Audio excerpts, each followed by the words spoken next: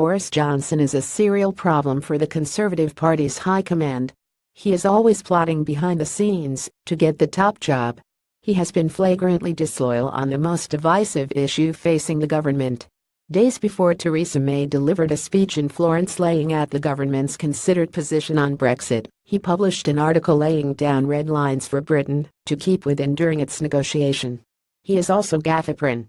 The day before Mrs. May's big speech to the party conference, he joked, to nervous laughter from his fellow Tories, that Sirte, in northern Libya, could become the next Dubai if they could clear the dead bodies away. So, why doesn't the Prime Minister sack him? One reason, as with almost everything in British politics, lies in Brexit. Sacking a man whose allies call him the godfather of Brexit might upset the delicate balance of forces in the cabinet. Another reason is Mr. Johnson's popularity in his party. A YouGov poll found that he is favored among party members to be the next leader.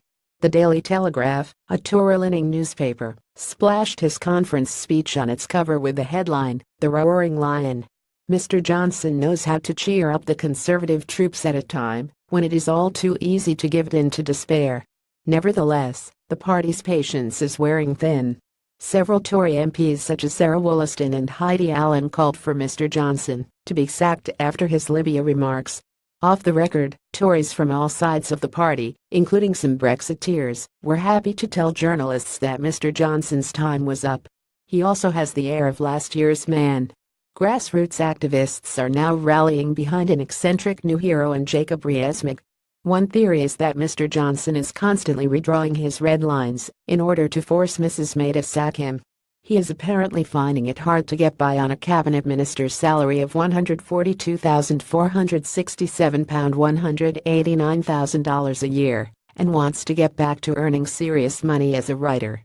Why deal with the difficult work of negotiating with the European Union when you can recharge your bank account on the back benches and at the same time hone your Churchillian rhetoric before leading a rebellion against the betrayal of Brexit?